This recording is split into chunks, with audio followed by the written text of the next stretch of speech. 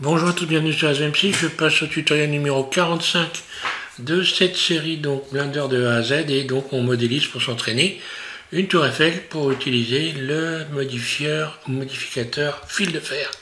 Et donc on en était là. Alors maintenant ce tutoriel numéro 45, on va voir comment on peut corriger éventuellement ce qu'on peaufiner notre tour Eiffel, que ce soit une tour Eiffel d'ailleurs ou autre chose, hein.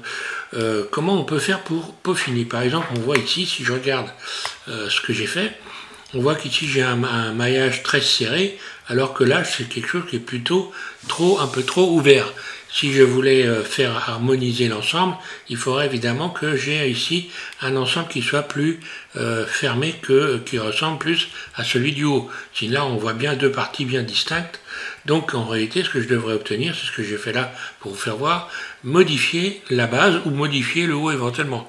Alors comment on peut faire pour modifier les éléments quand on a, comme moi par exemple, éteint l'ordinateur, donc on ne retrouve plus ici l'historique, il n'y a plus d'historique. Donc là, on ne peut rien faire de ce côté-là, donc il faut corriger en partant. Donc je vais corriger cette partie-là et je vais vous faire voir comment je fais pour la corriger.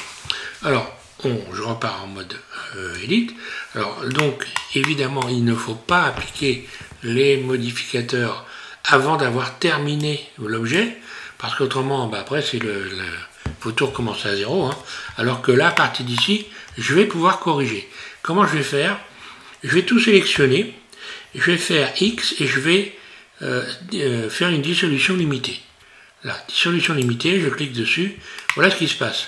Donc si je me mets en mode vertice, on va voir que ici il y a quelque chose qui ne va plus le faire. C'est-à-dire que là, là si c'est bon, normalement, je devrais pouvoir... là c'est bon, c'est tombé d'un seul coup comme il faut. Donc dissolution limitée, voilà, donc je vais maintenant pouvoir repartir de la subdivision. Alors que je sais, mais je vais essayer, mais ouais, non, peut-être la subdivision va pas marcher, bien sûr. Subdiviser, ben non, ça ne subdivise pas évidemment, puisque là, il y a ces parties-là qui sont subdivisées. Donc on ne peut pas subdiviser. Donc il faut continuer à revenir en arrière. Voilà, hein, tout simplement X, dissolution limitée. Voilà, et je vais augmenter le pourcentage ici, jusqu'à temps que je retrouve la base originelle. Voilà. Donc là c'est le cas, voilà. Hein. Et à partir de là, évidemment, maintenant je peux parfaitement repartir, resubdiviser.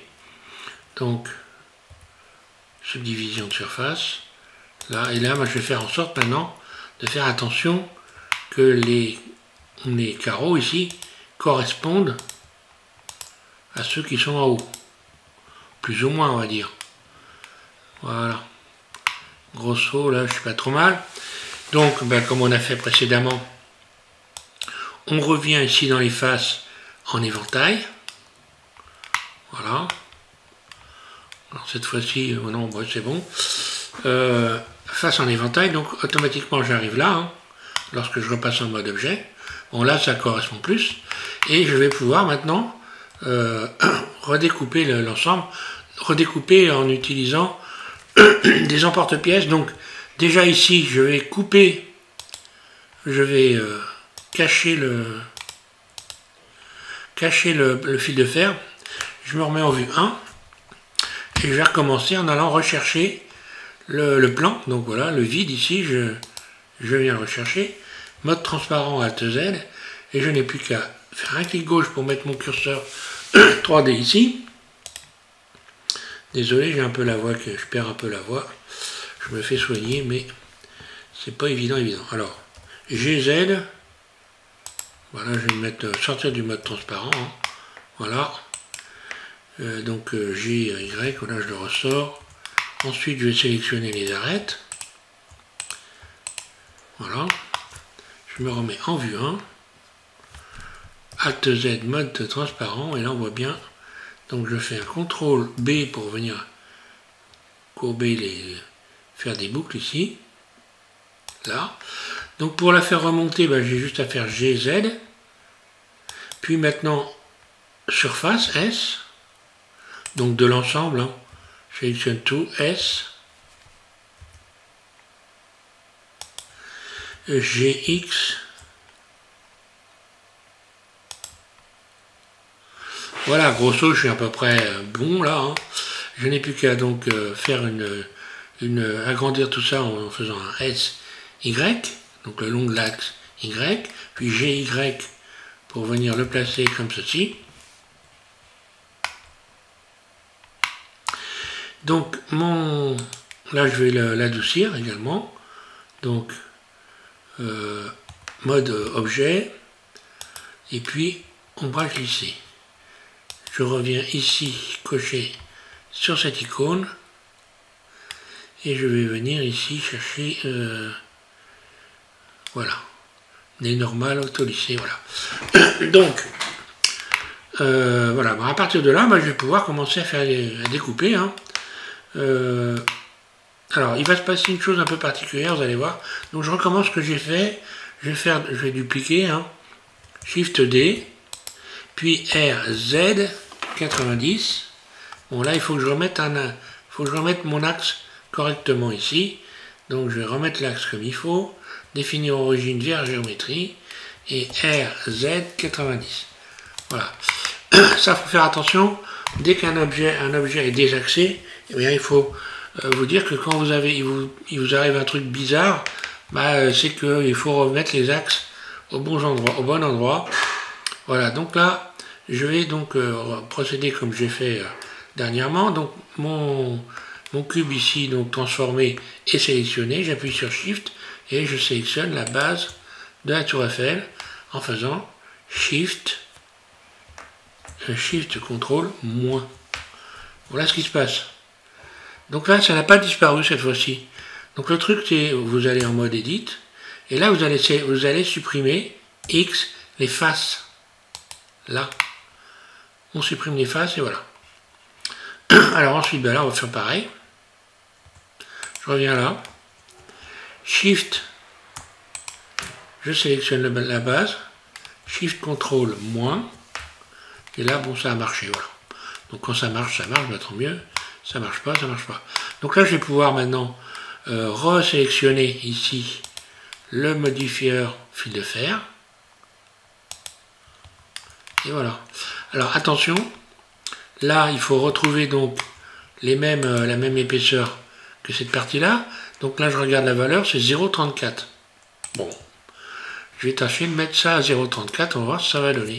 Donc 0.034. Que va-t-il se passer? Bon, là, apparemment, tout va bien, mais ça pourrait aussi mal se passer, c'est-à-dire d'avoir des débordements, d'avoir des vertices qui partent en sucette. Donc, il faut systématiquement, là, faire attention à jouer ici sur paire. Donc, voilà, après, on peut jouer avec ces sélections-là. Si vous avez on va faire cette expérience. Si j'augmente trop cette valeur, regardez ce qui se passe. J'ai donc une déformation, des vertices qui se baladent. Donc quand il n'y en a pas beaucoup, c'est pas grave, on les enlève après avoir appliqué. Hein. Donc là, je vais faire 0.034. On les enlève après avoir appliqué. Ça ne change pas grand-chose. Par contre, il peut y en avoir,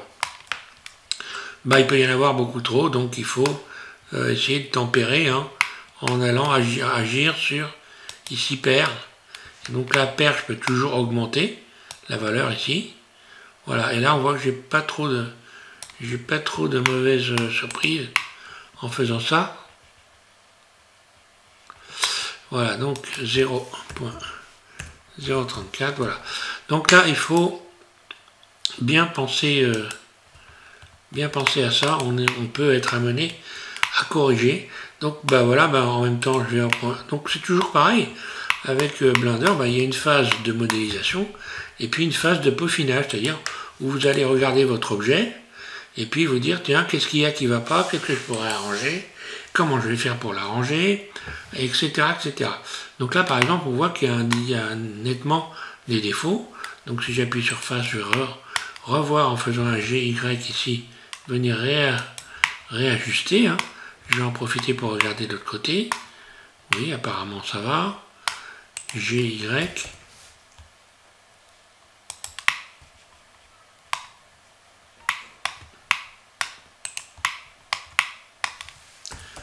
GY. Et là pareil. Donc là ça va être GX. Voilà, on voit bien qu'ici il y a eu des petits picots qui commençaient à partir. Bon, c'est pas franchement... ça va, hein.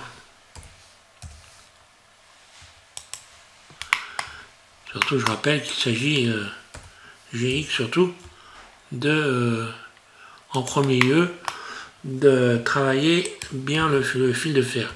Donc GX, pareil ici. Voilà, je vais cacher mon vide ici.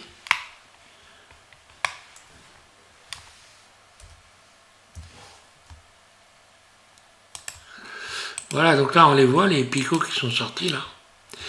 Et là, forcément, si je fais ça, ils vont disparaître. Et puis, je peux éventuellement augmenter cette valeur pour que ça corresponde davantage à la partie haute. Mais là, vous voyez, c'est inversé en fait. Voilà ce qui s'est passé.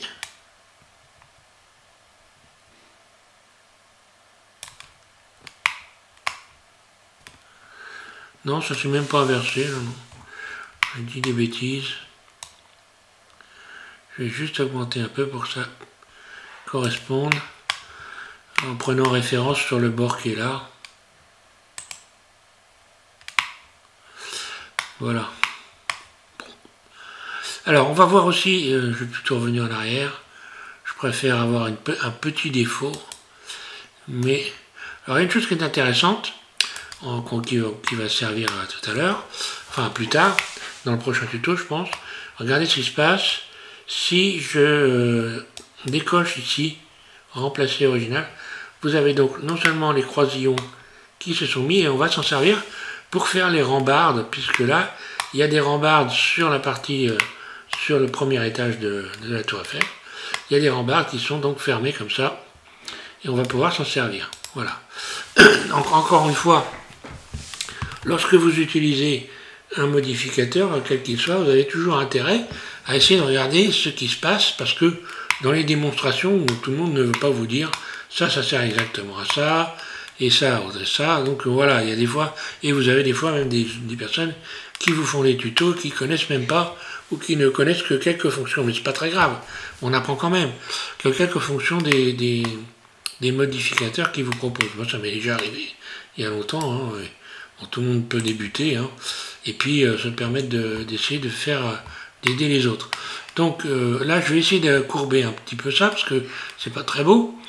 Donc je vais appuyer, je sélectionne un vertice, puis j'appuie sur CTRL, et je fais un clic droit ici, voilà, et je viens ici, voilà. J'appuie sur CTRL en continu, ce qui m'a permis de sélectionner, comme ceci, tout l'ensemble.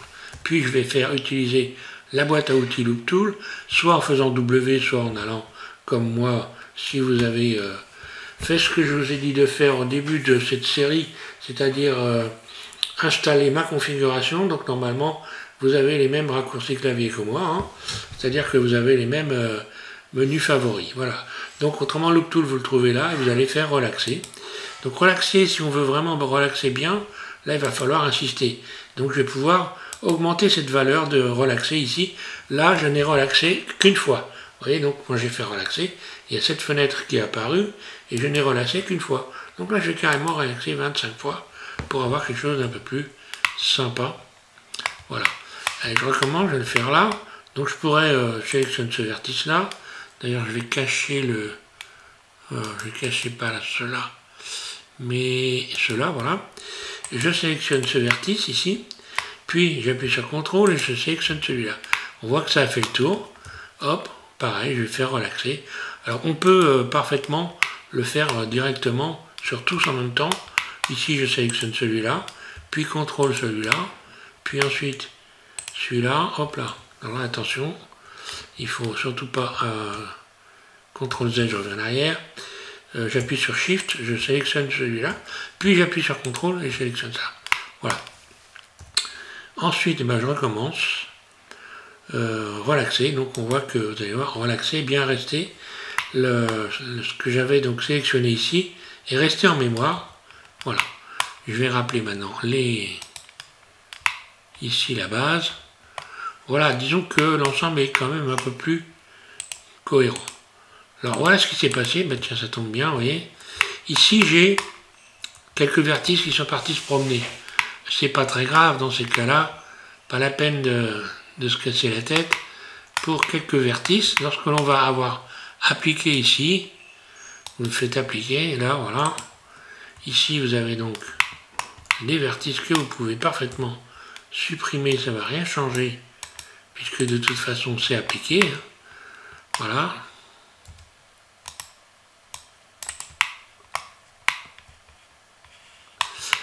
Voilà, je vais faire X vertices. Là, de toute façon, c'est fixé. Donc, voilà, j'en ai quelques-uns qui se baladent aussi. Donc ça, c'est pas la peine de se casser la tête. Donc je vais mettre en mode transparent. Ou directement comme ça. Je devrais...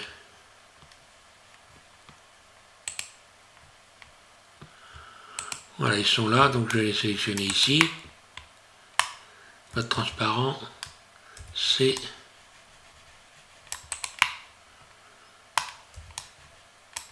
A. Donc attention à se mettre en mode vertice. Alors là, ça sélectionne tout. Bon, bah, c'est pas grave. Hein.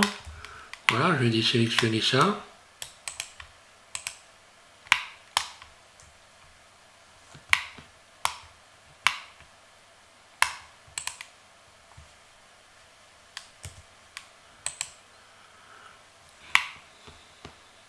Tiens, c'est amusant. Là, un truc qui m'est encore jamais arrivé. Je vais tenter le mode face directement.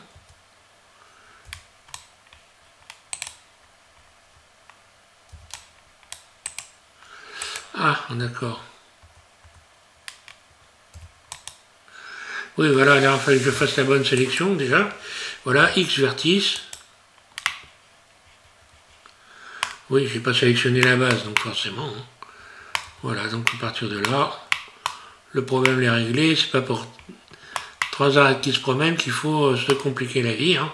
Alors, une chose que vous allez pouvoir faire, vous allez pouvoir choisir la couleur de votre tour Eiffel, puisque j'ai trouvé un échéancier, donc un nuancier par un échéancier. Je suis dans la comptabilité là. Voilà.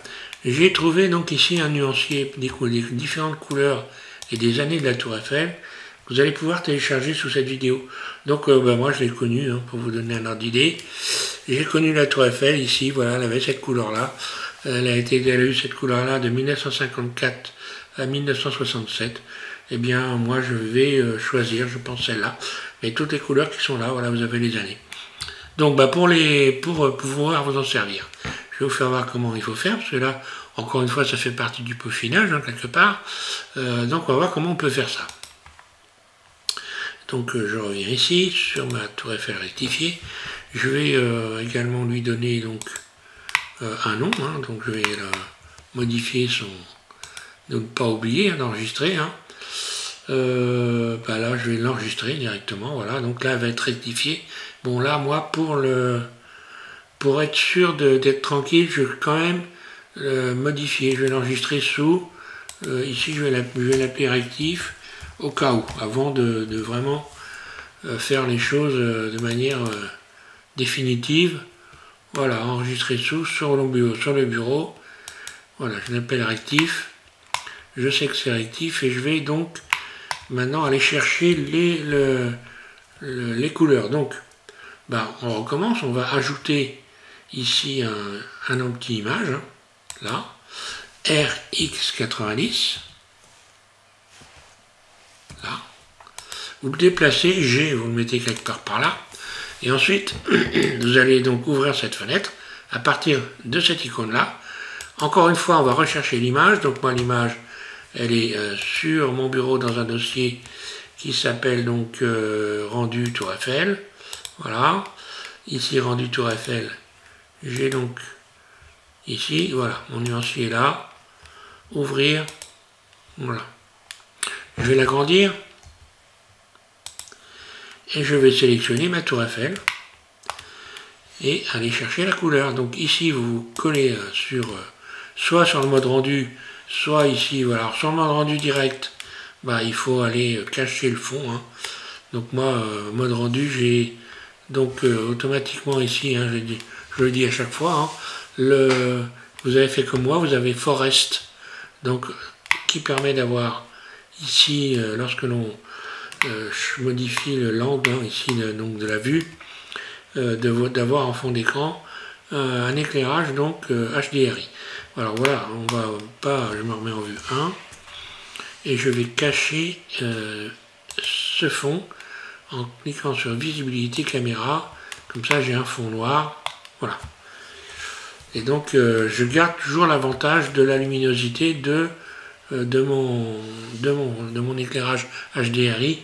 Je peux toujours cliquer ici sur le monde et on va aller chercher donc la couleur. Donc ici voilà, on clique sur la couleur, matériaux, nouveau. Lorsque vous faites ça, vous cliquez sur la couleur de base et vous avez une pipette ici, la pipette, un clic gauche sur la pipette et on vient sur l'image sélectionner la couleur. Donc là on voit que ça a pris la couleur exacte. Alors pour faire le reste, ben, c'est très simple, il n'y a plus besoin de se casser la tête. On sélectionne les éléments et là dans cette fenêtre là on a automatiquement la couleur qui s'est donc positionnée, ça ouvre automatiquement là, pareil ici, hein. Voilà, je vais la rechercher directement là et je vais pouvoir modifier à partir de là la rugosité, le spéculaire. Voilà, donc ma rugosité je baisse un peu. Alors, parce qu'elle n'était pas très brillante, mais c'était plutôt à cause des intempéries qu'elle n'était pas très brillante. Parce que après, arrivé au bout d'un certain nombre d'années, elle était plutôt mate, mais quand ils refont la peinture, bah, elle a forcément une brillance un peu, hein. Donc voilà, on peut choisir sa couleur. Là on a une couleur, c'était doré, celle-là, voilà, celle-là c'était couleur dorée. Donc bah voilà, alors je peux continuer. Si je veux faire un test, regardez, changer, hein. Et ben voilà, hein. Je vais aller chercher celle-là. Et automatiquement, tout s'est changé. Puisqu'ils ont tous la même, voilà. Ils ont tous la même couleur, donc forcément, je peux tout changer d'un seul coup. Je recommence, je vais aller rechercher. Et puis on peut faire toutes les tours Eiffel de toutes les années, hein, histoire de s'amuser, hein. Voilà. Pour faire un rendu sympa. Là, celle-là, tout ça, j'ai pas connu. Et on a la première, hein. Donc la tour Eiffel a été construite en 1887. Et donc en 1887, la couleur, on va la voir tout de suite. Normalement, je pense que le nuancier est correct. Hein, oui, c'est ça. Elle était rouge. Une sorte de rouge. Il suffit de regarder les images de cette époque. Et on peut, quoique je ne sais pas s'il y avait des photos en couleur de ce temps-là. Bon, enfin bon, peu importe. Voilà, comment on peut déjà donc peaufiner son modèle, parce que c'est hyper important, hein, évidemment, pour avoir quelque chose qui soit sympa à regarder, quoi. Hein, voilà, c'est un peu le problème de beaucoup de tours Eiffel qui ont été réalisées, hein, les proportions, le peaufinage. Il y en a évidemment, il y en a qui l'ont fait très bien, mais il y en a aussi qui ont bien raté, hein. Voilà. Donc voilà, je pense que je voulais le faire en 3 tutos, je vais le faire en 4, parce que je pense que c'était donc important de faire cette phase de cette vidéo de correction, de modification, d'arrangement, de peaufinage, appelez ça comme vous voulez, et de voir les outils qui permettent de revenir en arrière quand en réalité, quand on a fermé le Blender, quand vous l'avez fermé ici, vous allez perdre l'historique. Alors maintenant, l'historique, je l'ai évidemment, on va le voir d'ailleurs, hein. Voilà. Vous voyez, donc l'historique de tout ce qu'on a fait. J'ai expliqué ici, dans les débuts, les premières vidéos, comment on revenait avec l'historique, venir récupérer des choses qu'on a faites et qu'on veut donc revenir, modifier, revenir en arrière. Voilà, donc je vous dis qu'une chose, il faut suivre la série, vous abonner et puis suivre la série, et voilà, hein. Comme ça, vous ne raterez rien du tout, puisque je pense que je vais vous donner aux uns et aux autres, pour ceux qui apprennent, un maximum d'informations. Ça fait très longtemps que je modélise, évidemment, donc Alors je n'aurai pas la prétention de dire que je sais tout, mais vous imaginez bien qu'au bout de 12 années de modélisation avec Blender, on commence à avoir quand même un petit peu d'expérience et donc de connaître quand même beaucoup de choses, quoi. Hein, évidemment, c'est mon cas, je connais beaucoup de choses. Voilà, c'est pas de la vantardise, c'est voilà, hein, le travail. Je n'ai arrêté Blender que 2 ans. Hein. En fait, pas arrêté, mise en suspens quelques temps, voilà. Mais pas arrêté complètement, voilà. Donc, je vous remercie de suivre SM6, et puis donc on verra pour le tuto numéro 46, où on va ajouter donc le haut, et on va modéliser le premier étage, la première plateforme ici, pour ensuite finir avec le 47, la vidéo 47, terminer complètement la tour Eiffel. Donc également donc on verra la mise en place d'un fond pour faire des rendus sympas, j'ai envie de dire. Voilà, je vais vous faire voir hein, les rendus que j'ai fait moi, pour ceux qui n'ont pas compris que j'avais fait des rendus. Hein, voilà, donc par exemple, hein, pour faire des rendus comme ça suppose un éclairage, ça suppose un fond. Voilà, donc pour faire des belles photos, vous voyez, j'ai 2 tours Eiffel dans les ombres, etc. Donc là, j'ai un peu travaillé, peaufiné l'éclairage, et donc pour faire des photos un peu artistiques, on va dire, voilà. Donc on passera aussi on verra aussi cette façon de procéder pour faire des jolis rendus. Donc ça vous servira pour la tour Eiffel, mais pour n'importe quel autre objet. Voilà, merci à tous de suivre SM6, bon courage, amusez-vous bien. Et puis, je vous invite à continuer cette série pour finir de modéliser la tour Eiffel dans un premier temps, puis ensuite on continuera dans les modificateurs pour aller voir donc l'ensemble des modificateurs. Hein. Voilà, on fera le tour, modificateurs, et tous ceux, évidemment, bon, il y en a que je ne vais pas faire parce que franchement, vous n'allez pas beaucoup vous en servir. Il y en a par exemple, voilà, moi, Geometry Node, je ne suis pas du tout d'accord avec Geometry Node, donc on ne fera pas Geometry Node. Par contre, je vous expliquerai à quoi ça sert, comment ça fonctionne, vous verrez. C'est très, voilà, hein. On peut tartiner, hein, mais bon, tartiner pour que ça soit intéressant, parce que si c'est pour faire des choses qui ne servent à pas grand-chose, moi je trouve que c'est un peu... Des fois, il y a des choses qui sont un peu abusées, bon, mais enfin, c'est comme ça, hein, voilà. Hein. Alors, on va pas critiquer, hein, on va rester sage, on a un bel outil pour modéliser. Merci.